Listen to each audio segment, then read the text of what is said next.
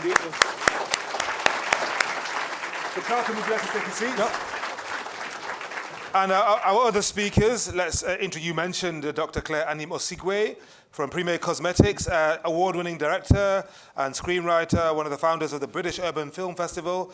Dr. Claire Anim Osigwe, hello, long time no see, how are you? Thank you. Very good. Come on. Michelle Moore, award-winning leadership coach, author, consultant, and international speaker, voted as one of the UK's 50 most influential women in sport. Michelle Moore. Mayank Shah, founder and CEO of MSD UK. You saw that quoted up on the screen there. Supplier diversity, PhD, 35 years experience of entrepreneurship, a thought leader on supplier diversity. And Paul Hargreaves, Cotswold Fire, you saw it quoted on the screen there, founder and chief executive, specialty and fine food wholesaler supplying nearly 2,000 retail outlets throughout the UK. Paul Hargreaves.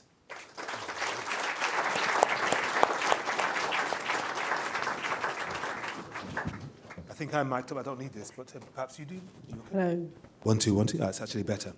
Okay, before I ask you any targeted questions, and we're going to sit up here for about 20 minutes, and if you want to respond to something that you've seen up there and you want to field a question, or you want to send a question to one of our panelists, then you can do so. So we'll sit here for about 20 minutes, and then we'll have a short break.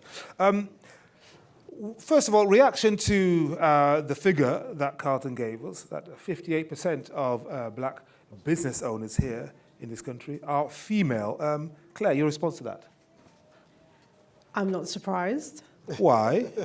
I think females have a natural ability to multitask.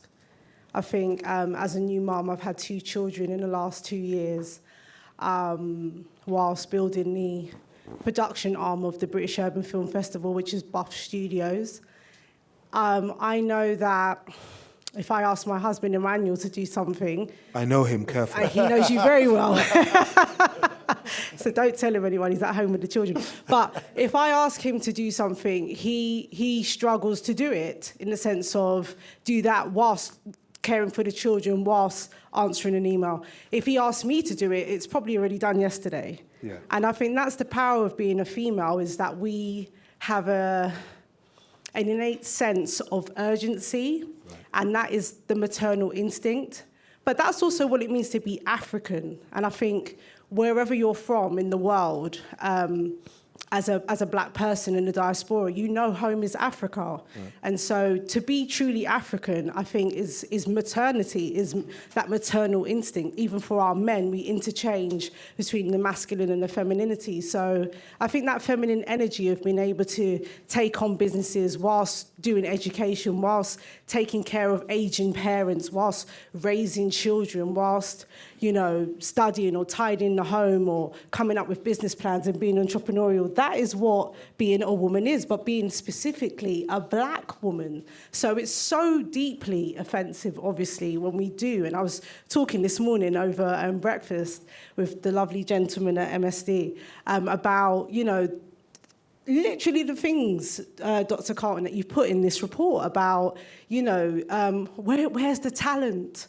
And, we can't find them. They're not. We've been here. We've always been here from, our brothers and sisters who set up the NHS to help, through the Windrush generation, or, Africans that were helping and supporting in the war. We've always been part of the fibre of humanity. Mm-hmm. So it's deeply offensive when we're continually told that we don't exist, or they don't know where to find us, or we're getting these unconscious biases when we go to our business for business meetings about finance and education, or in any sector. So I'm not surprised that most of, the majority of businesses, 58%, so it's over 50% is female. Yeah. But I think that it's sad because, again, another stat is how many black female businesses can stand and last longer than 5 years, right, sustainably, and not as a solopreneur, but with actual staff, a management team, a leadership team, a HR department, a marketing department.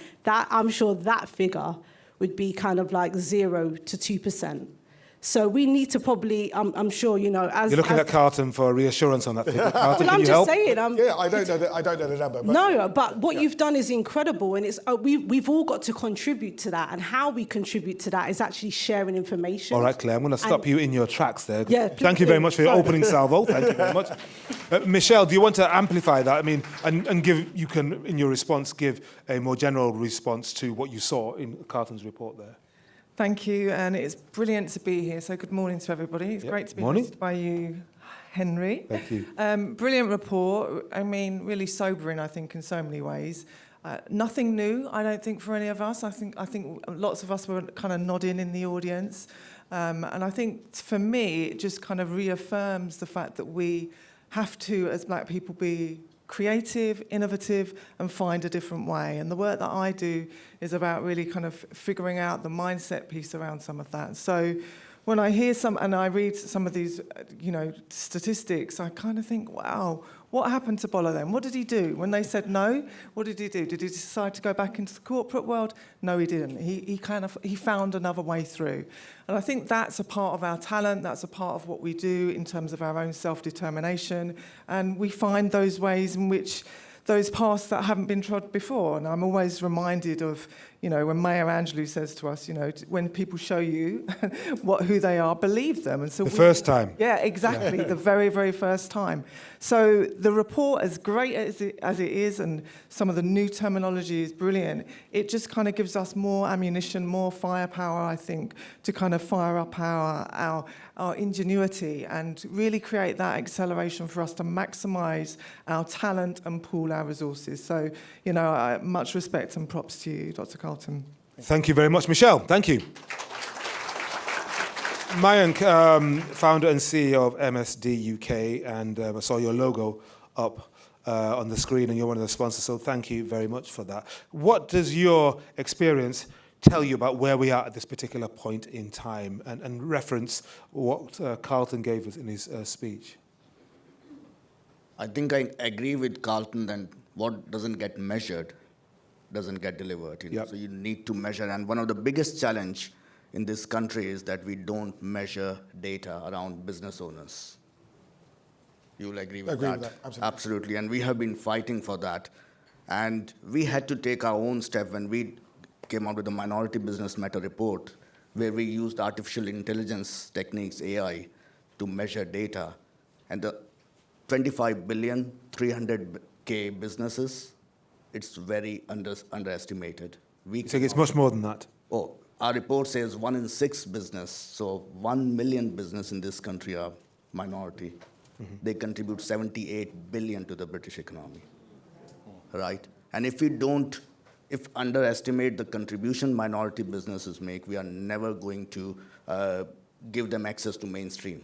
We need to shout about it collectively. And the second thing that I always say is that most of our minority communities, you talked about BAME. I've never spoke about BAME, because I think ethnic minority business represents all of us. We all are used to working in our own communities and in silos. We need to work collectively. We need to work together, because together we are stronger. If we work on our own, we are weaker. We have to work together. Agreed. Thank you very much indeed, Mayank. You want to say something, Carlton? Okay. And finally, Paul Hargreaves, founder and chief exec of Cotswold Fire, so specialty and fine food wholesaler supplying more than 2,000 or around 2,000 retail outlets throughout the UK. What angle do you come at this from, Paul? Because Carlton said some very positive things about you and your business. So why do you take this agenda so seriously? And tell us what you're doing practically, because I want to know how you earned your spurs from Carlton. I'm not quite sure, but first of all, really humbled to be here. That was 2 really powerful talks. I'm feeling quite emotional, actually. I'm passionate about businesses being the main way of changing society. So we're a B Corp business. Has anyone heard of B Corp? Yeah. So I'm in business to make a difference, but the interesting thing now is the businesses that are trying to make more of a difference in environments, community, how they treat their workers, are actually becoming leading businesses and are actually making more profit. So we've been incredibly foolish as businesses to miss out on diversity. Most businesses for the last 200 years have missed out on huge amounts of potential by being ridiculously narrow-minded, and that makes me angry, but it also makes me think the potential is huge here. If only we could embrace diversity more. And just, on a personal level, I think one of the reasons we haven't changed enough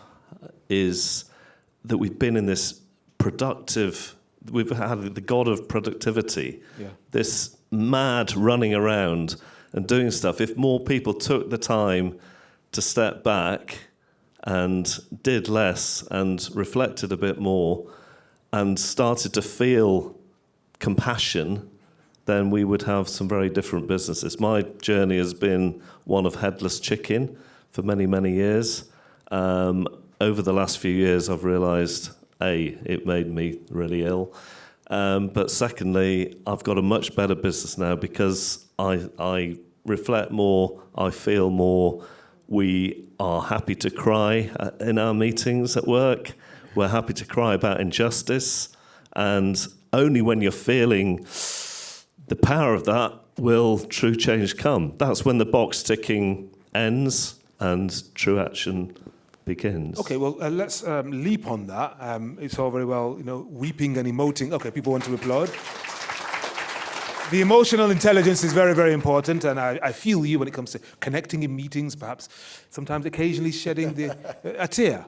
But I want to know how that translates into action, the kind of action that people here want to see. Well, when you're feeling stuff, you want to get on and change it. I think it was Drake that said compassion is an action word. It's not just about feelings. Mm-hmm. We can do the head stuff. We can only start in one place. We can only start with good intentions. But good intentions aren't going to get us too far. It's a good place to start, but it's only when we're really feeling it and that energy comes, because it'll burn out otherwise. If it's just a head thing, it'll burn out. If it's coming from the heart and deeper, we'll have the resilience, and boy, do we need that, to persevere and get over the line. All right, Carlton seems, I think he's getting noises off from stage left here. Just give him a second or two. I know you want to respond. I can see Michelle is itching to respond as well. Carlton, you wanted to respond very briefly? Okay. Yeah, I think you're, in terms of actions, I think that's really, really important. Yes. Now, if you think about it, two things. One, entrepreneurship. In terms of innovation, we recognise that black and ethnic minority entrepreneurs are more innovative and creative. Yeah. But if you think about strategically, if you want to solve 21st century problems, and 21st century, you need 21st century solutions, and that will require collective thinking and cognitive diversity. You can't solve it with yesterday's level of thinking. Right. Okay, so I think it's about the actions you take and what you do. And I think when we talk about Descartes and about we will monitor. You keep calling him Descartes. Il faut dire Descartes. C'est un français. No, Descartes. René Descartes. Just because you're a linguist. C'est ça. But I cannot allow you to get away with Descartes. Descartes. Encore une fois, Descartes. Voilà, c'est ça. Sorry, brother, but I just have to kind of make you come correct on that. But it's also about, taking the actions, and I think that's the key thing. But there has to be not only the intention, but there has to be a starting point. But it's the actions what you take ultimately will make a difference. And that's what we want to try and get to, examples of actions that people can look at and say, okay, I can see what changed there. I can see why, after that meeting, they did something different. Michelle? Yeah, I was just going to say, the point that I was going to make is, in response to Paul, I think one of the things about diversity and inclusion is we don't actually name what we're talking about. Yeah. I mean, those words, D&I, EDI, I kind of have a visceral response to them, which is always negative, because I think they're just a cloak, really, for actually, not naming the fact that we need white people to unlearn their racism. And that's what we need as black entrepreneurs, so that they're enabled to be able to access the funding, to access the forms, to access the opportunities in the same way that our white counterparts are. And for me, in the kinds of conversations that I have with CEOs, and I'm sure many of you do here, you know, we get the same old, you know, diversity rhetoric and the falsehoods of their vision statements that came out after George Floyd's racist murder. And what that means for us is that there's an opportunity in that space, but there's also the same levels of kind of this idea that it's unconscious is just, you know, research has blown that out of the water. It is conscious bias. So the fact is when we have organisations, and it sounds like Paul's organisation is like this, that is prepared to actually have the very uncomfortable conversation, to confront the issue, to actually confront their own behaviour, to tackle the cultural issue, because culture, you know, loads of people that I have conversations with are like, Michelle, it's going to take years, especially because I work in football. They're like, Michelle, you're going to have to wait until somebody dies and they come off of the FA Council before we're going to get any change. It's going to take years to shift this culture. And I always say that culture is made up of people. People make individual choices every single day. They make individual decisions that they can change if they get the right kind of learning. And the point about culture is that it is intensely personal. Yeah. It is intensely personal to that individual. And so in backing up what Dr. Carlton is saying, it is about that individual action, but then that becomes the collective. Okay. But we have to name it. We have to talk about racism, and we have to talk about the intersections of oppression and how that specifically impacts black women in terms of the sexism that they also doubly experience. Thank you very much indeed, Michelle. Well, thanks very much to our panel then. Carlton, Marianne, Paul, Claire, and now my papers have gone down. And Michelle, thank you very much.